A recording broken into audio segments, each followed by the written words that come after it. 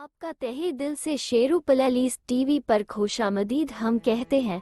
और अब आप तालिम इस्तानबुल सीजन 3 की दास्ता के एपिसोड 45 का पहला हिस्सा का आगाज सुननेगे, जिनके तहरीर निगार शेर अफगन है। तो आइए हजरात लोफ्ट उठाए। अब हाल में नूर मैडम आयशा के कमरे का दरवाजा बंद करके अपने कमरे का दरवाजा खोलकर बेपोशाक होकर और अब बात में दाखिल होकर सावर लेती है और अब अलीशान लिबास पहने आईना के सामने मेकअप करती है। माजी में ले जाकर उमुद को बैकनी पर खड़ा दिखाते हैं। उमुद के पीछे दो हाथ उमुद को धक्का देने के लिए बढ़ते हैं, पर उमुद डर कर पीछे मुड़कर देखता है और फिसल कर गिर जाता है कि उसने आयशा की बजाय नूर को देखा था। अब नूर मैडम घबराहट से छत पर आयशा को बेहोश देखा और छुपकर भाग खड़ी हुई और जो उमुद बैकनी से लटक गया था। अब इस्तानबुल की काली रात दिखाकर नूर और आयशा की माजी में हुई गुफ्तगू सुनाते हैं कि नूर मैडम की अल्फाज ये थे, उठो और जाओ, उमुद बैकनी पर खड़ा है, डराओ धमकाओ और आखिर में धक्का दे देना। तो अब आयशा के अल्फाज ये थे कि वो तो बेकसूर एक बच्चा है, उस बच्चे का क्या गुनाह है। अब नूर के अल्फाज ये थे कि इंतकाम की आग ऐसे होती है कि उस आग में कभी कभी मासूम की जान को भी जलाना पड़ता है, जब जाकर आग ठंडी होती है। इंतकाम हमेशा बुरे लोग ही लेते हैं और तुम एक बहुत बुरी इंसान हो, कोई आसमान की परी नहीं हो। तुम उसको डराओगी धमकाओगी और तुम धक्का भी दोगी, जब जाकर यूनुस जिंदगी से वो जेल में दफा होगी। अगर तुमने ऐसा ना किया तो मैं तुम्हारे अंकल को बता दोगी कि उस मनहूस रात को तुमने यूनुस के साथ क्या किया था। तुम ही तो थी जिसने छोटे यूनुस को गिरती हुई इमारत के नीचे भेजा था। तुम्हारी एक बोल की खातिर वो यहाँ चला गया, और ये भी कि तुम किसी और के साथ हमबिस्तरी कर चुकी हो और तुम्हें ये भी याद नहीं तुम किसके साथ सो चुकी हो, और तुम एक नाजायज औलाद भी रखती हो। तो आयशा बोली कि मैं जानती हो वो कौन इंसान है, वो यूनुस है। तो नूर बोली कि खामोश हो जाओ पागल लड़की, वो यूनुस नहीं है, वो कोई और है। तो आयशा गमगीन होकर बोली कि क्या कोई और है। तो अब नूर बोली कि जब तुम्हारे अंकल को पता चलेगा तो वो किसको ढूंढेंगे। अब हाल में लाके नूर मैडम को दिखाते हैं, लिपस्टिक लगा के लिपस्टिक बंद करती हैं। इस्तानबुल की नई सुबह हो जाती है। अब जेमरे आंख खोल जाती है और अपनी खाली गूद को देखती है। जेमरे के लब पर बोलाद का नाम आता है। फिर वो फौरन उठकर उमुद के इमरजेंसी वार्ड पर जाकर देखा कि बोलाद उमुद को आगोश में समेटकर सो रहा था। अब जेमरे ने राहत की सांस ली तो इतने में बोलाद की आंख खोल गई। अपनी माँ को देखकर कहा कि अम्मी, मैं तो उमुद को नींद से उठा रहा था, कब जाने मैं खुद सो गया, मुझे पता ना चला। अब जेमरे करीब आती है बोलाद और कहता है कि अम्मी, उमुद कब सही होगा और कब उठेगा। जेमरे कहती है कि इंशाअल्लाह की बहुत जल्द, तुम उस पाकज़ात पर यकीन करो कि बहुत जल्द। चलो अब तुम स्कूल के लिए देर कर रहे हो। तो बोलाद ने कहा कि उमुद भाई स्कूल नहीं जाएंगे, आज इम्तिहान का आखिरी दिन है। जेमरे सामान समेटते समेटते और गमज़ादा रह गई। अब डॉक्टर के कैबिन में डॉक्टर दाखिल होता है। काले रंग का लिफाफा पड़ा होता है, उस पे डॉक्टर ने इतनी तवज्जो नहीं दी। फोन करके अपने लिए ब्लैक कॉफी मांगवाता है। फिर कैबिन में केयरटेकर कॉफी लेके दाखिल होती है और टेबल पे रखती है। फिर डॉक्टर लिफाफे के हवाले से कहता है, ये मेरे मेज के ऊपर इजाफी चीज क्या पड़ी है। तो केयरटेकर बोली कि सुबह सवेरे आकर मैंने तो सब कुछ साफ किया था, ये चीज मैंने तो नहीं देखी। फिर डॉक्टर ने जवाब में कहा कि अच्छा तुम जाओ, मैं देखता हूँ। केयरटेकर जा चुकी। अब डॉक्टर हाथ में लिफाफा लेके कहता है कि इस पर नाम दर्ज नहीं, लगता है कि ये तो एक मशकूक लिफाफा है। अब लिफाफा खोलकर तस्दीक करता है, उसमें लिखा था कि हम चाहते हैं मिस जेमरे का भांजा उठ नहीं पाए, बस थोड़ी देर के लिए। अगर खिलाफ वर्जी की तो अंजाम बहुत बुरा होगा, तुम्हारा अजीज औहदा छीन लिया जाएगा।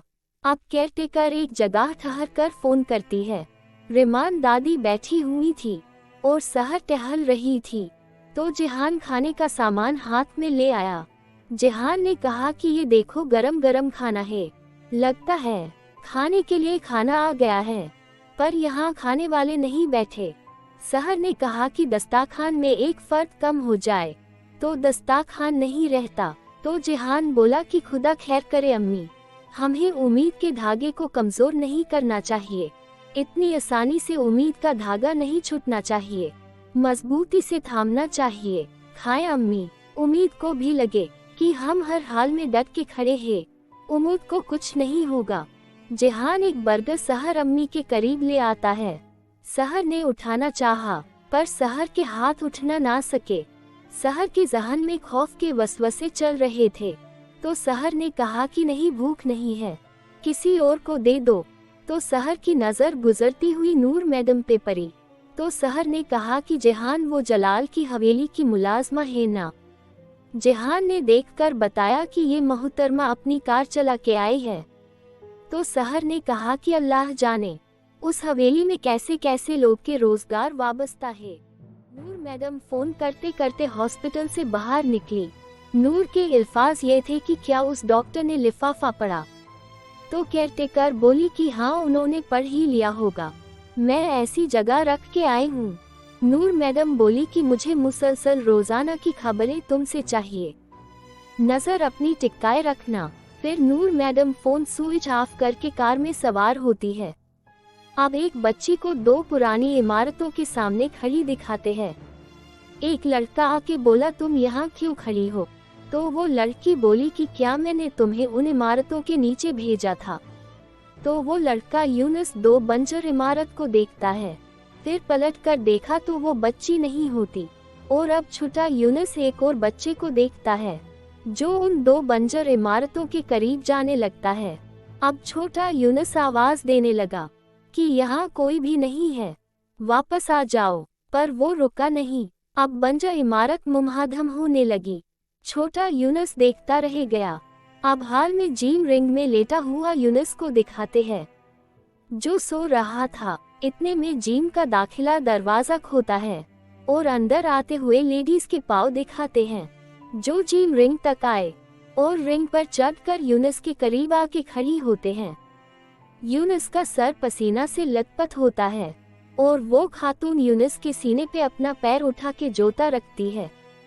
तो यूनुस बिना देखे एक बाजू से झपाटा मार के गिरा के लेटा देता है। वो लेडी यास्मीन होती है। यूनुस यास्मीन को देखकर हैरान होता है। तो यास्मीन कहती है कि मैं जानती थी तुम मुझे यहाँ मिलोगे। फिर यूनुस अपने चुंगल से यास्मीन को रिहा कर देता है।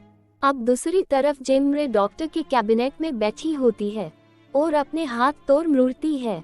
अब जाकर डॉक्टर आते हैं और बैठ जाते हैं। फिर डॉक्टर कहता है कि क्या आप मिस जेमरे कराचाए हैं। तो जेमरे ने बताया कि जी हाँ, मैं उमुद की खाला हूँ और मेरी ही देख रेख में उमुद की जिम्मेदारी है। प्लीज डॉक्टर बताए उमुद की सेहत कैसी है। फिर डॉक्टर जेमरे को काला लिफाफा दे के कहा कि उमुद को जलाल की हवेली में रखना ठीक नहीं, ये मुझे धमकी के तौर पर आज मिला है। पहले ही उस बच्चे की हालात तशवीशनाक है। अगर उमुद को 2 दिन में हौसला दिलाया गया तो फिर 1 साल के लिए उमुद पैराडाइज हो सकता है और इस लिफाफे के मिलने के बाद मैं कुछ कह नहीं सकता। ये बातें रिमान दादी भी सुन लेती है और अपने दिल पे हाथ रखती है। और डॉक्टर मजीद कहता है कि जल्दी हौस में लाने के लिए आपको 1 लाख रिरा जमा कराने होंगे। सहर बिना हाथ लगा हुआ खाना देखकर कहती है कि जेहान, तुमने खाना को हाथ नहीं लगाया। तो जेहान झूठ मूठ में कहता है, मैं यहाँ आने से पहले खा के आया था, ये मैं आपके लिए लाया हूँ। वैसे भी मुझे अकेला खाने की आदत जो पड़ चुकी है। तो सहर बोली कि क्या तुम्हारा डमला से कोई रब्ता हुआ है या डमला ने तुम्हें कुछ बताया है। जेहान बोला कि सहर अम्मी वो सब कुछ भूल चुकी हैं, यहाँ मुझे भी भूल चुकी हैं, मैं भी उसके लिए अनजान शख्स बन चुका हूँ, वो मुझे कैसे बता सकती है। सहर ने कहा कि जेहान, तुम गुस्से में क्यों हो, तुम उसके साथ शादी कर चुके हो, तुम उसके सहूर हो। जेहान ने कहा कि ये बात सिर्फ मुझे ही याद है, इतने में जेमरे आ जाती है। तो सहर ने जेमरे को देखकर कहा कि क्या हुआ जेमरे? डॉक्टर ने क्या कहा? तो जेमरे बंद होठ एकदम खोलती है कि अब उमुद ठीक है। अब यहाँ परेशान खड़ा होना बेफाजुल है, अब हम अपने काम पे लगते हैं। तो रिमान दादी सुनकर आ जाती है और कहती है कि सहर तुम्हारी बेटी झूठ बोल रही है, उमुद ठीक नहीं है। सहर और जेहान ये सुनकर हक्के बक्के हो जाते हैं। तो जेमरे आंसू लाकर बोली कि हाँ मैं झूठ बोल रही हूँ, उमुद ठीक नहीं है, पर हम यहाँ कुछ नहीं कर सकते। सहर ने कहा कि ऐसा क्यों नहीं कर सकते? जेमरे कुछ ना बोली पर रिमान बोल पड़ी कि उमुद को हौस दिलाने के लिए 1 लाख रीरा चाहिए।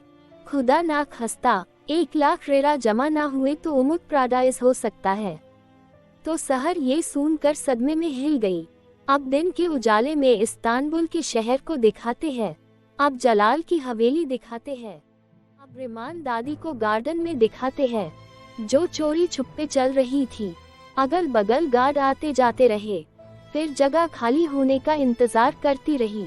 जब जगह खाली हुई, 2 फुट गहरे गड्ढे की तरफ गई। झाड़ियाँ उठाए, अच्छी तरह देखकर बोली कि नानत हो, रकम कहाँ जा सकती है? तो रिमान के पीछे से नूर मैडम की आवाज आती है कि क्या हुआ, दौलत हवा हो गई? बिना मशक्कत की उजरत हाथ में ले ली, ऐसा तो होगा ये पैसे असल मालिक के पास वापस लौट आए हैं। अब रिमान दादी उठकर नूर मैडम को देखती है। नूर के हाथ में वही बैग होता है। तो नूर बोली, मैं जानती हूँ कि तुम्हें ये बैग क्यों चाहिए। तुम्हें एक शर्त पर वापस मिलेगे, पहले तुम्हें मशक्कत करनी पड़ेगी। अब सहर देखती है कि डिमला के कमरे में कोई और खादिमा खाना लेकर जा रही है। तो फिर सहर खादिमा कहकर रोकती है कि ठहरो जरा, क्या आज मैं खाना लेकर जा सकती हूँ? तो वो कहती है कि हाँ ऐसा हो सकता है, तुम लेकर जा सकती हो। आज मेरा काम वाला खाता बिल्कुल खाली नहीं है। वो ट्रे दे देती है। सहर को ट्रे लेकर पछतावा हुआ कि डिमला गुस्सा ना हो जाए। फिर सहर ने उसी को ही आवाज दी कि मुझे ऐसा करना मना है। वो ट्रे वापस लेके गुस्से में कहा कि जो काम अपना ही नहीं ये लोग लेते क्यों हैं? पता नहीं काम के लिए कहां कहां से आ जाते हैं। अब सहर के खादिमा डिमला के कमरे का दरवाजा खटखटाती है। तो अंदर से आवाज आती है कि मुझे भूख नहीं है। खामिमा दरवाजे पे रख कर कहे चली कि खुद ही उठा के खा लेगी। सहर ने अपनी आंखें बंद करके खोली। फिर सहर ट्रे के पास आके ट्रे उठाए और जाने लगी। फिर डिमला ने दरवाजा खोला और कहा कि रुकिए, क्या आप अंदर आएगी? सहर अंदर आए तो डिमला ने कहा कि आप मेरे उस रवैया पर मुझे माजरत दे देना, मुझे ऐसे जहलियत की तरह सुलूक आपके साथ नहीं करना चाहिए था। तो सहर ने कहा कि माजरत किस बात की बेटी, हर कोई अपने जहन से सोचता है कि उसके सामने बस एक ही रास्ता है, ये रास्ता सही या गलत, और इस पे मुसलसल चलता रहता है और कोई और रास्ते नजर नहीं आते। तो डिमला ने कहा कि और कोई कहा भी नहीं रहा कि ये तुम्हारा रास्ता नहीं है, फिर वो मुसाफिर क्या करे? सब उसको गलत पता देके उसी रास्ते पे चला रहे हैं। तो सहर ने ट्रे रख कर कहा कि अच्छा बेटी, खाना ठंडा हो रहा है, खा लेना। तो डिमला ने कहा कि क्या मुझे आप फर्जी माँ बनकर अपने हाथ से 2-4 लूक में खिलाएगी? आज मैं अपने माँ की कमी महसूस कर रही हूँ। तो सहर ने कहा कि क्यों नहीं। अब रिमान दादी नूर को कहती है, अब मैं भरोसा कैसे करूँ? मुझे यकीन है जो यहाँ जो कुछ हो रहा है इसमें तुम मुलविस लगती हो। तो नूर बोली कि मुहाफिज जैसे सवालत ना करो और अपने आप को मुहाफिज समझना बंद करो। हर कोई इंसान अपने को मुहाफिज समझता है, वो हर किसी को मुजरिम की तरह देखता है। उसको मुजरिम मिल ही जाए पर वो मुहाफिज नहीं होता। अच्छा मैं चलती हूँ, अगर तुमने इस मुफ्त की रोटी की सिफा नहीं लेनी। रिमान दादी ने अब गुस्से का थूक निगल कर कहा कि अच्छा रुको। अब जलाल को बहरी जहाज से इस्तांबुल की जमीन पर कदम रखते हैं। एक आदमी जलाल को कहता है कि अस्सलाम अलैकुम जलाल इल्दिस सर, आप वक्त से पहले आ गए। जलाल ने फरमाया कि मुझे खबर ऐसी मिली है, मुझे खुद आना पड़ा। अब दूसरी तरफ जब सहर मुस्कुरा के किचन में बर्तन मांज रही थी, रिमान दादी बैग लेकर हाजिर हो जाती है तो अब सहर रिमान दादी के हाथ में बैग देखकर गुस्से में कहती है कि खुदा खैर करे। तो अब रिमान दादी सहर को बैग खोलकर कहती है कि सहर ये बैग ले लो, मेरे नवासे को बचा लो। तो सहर ने कहा कि रिमान साहिबा ये पैसे उठा लीजिए, मैं नहीं जानती इतने पैसे किसने आपको क्यों दिए हैं, एक गरीब इंसान को इतनी दौलत कौन देगा। रिमान ने कहा कि जलाल की बीवी नूर साहिबा ने दिए हैं। तो सहर बर्तन धोते धोते रुक गई। तो सहर ने रिमान को देखकर कहा कि मैं पूछ सकती हूँ नूर साहिबा ने क्यों दिए हैं, और नूर साहिबा कहाँ है। अब सहर बैग लेकर आ रही थी। हवेली दाखिले रास्ते से जलाल साहब की आमद हुई और इधर से नूर मैडम मुलाजमा के लिबास में निकली। सहर ने एकदम रकम से भरा हुआ बैग जमीन पर फुटबॉल की तरह फेंका। बैग खोलकर नूर के कदम तक आया। सहर आके जलाल सामने नूर को थप्पड़ दे मारा। ये वक्त एक तस्वीर में ठहर गया। अब इस तस्वीर में रिमान दादी की आवाज सुनाते हैं। वो जो हॉस्पिटल में बंद थन के आई थी वो जलाल की बीवी है। उसने ही जलाल से छुपकर ये रकम दी है, सिर्फ इसलिए चांदनी रात में जेमरे को भेजकर जलाल का बिस्तरा गर्म करने को कहा था, और अब अपने बेटे का बिस्तरा गर्म करने को कह रही है। इसके साथ ही जालिम इस्तांबुल का एपिसोड 45 का पहला हिस्सा मुकम्मल हो जाता है, जिसके कलमनिगार शेर अफगन है। और एपिसोड को देखने के लिए सब्सक्राइब करें। और आप शेरू प्लेलिस्ट टीवी सुन रहे थे।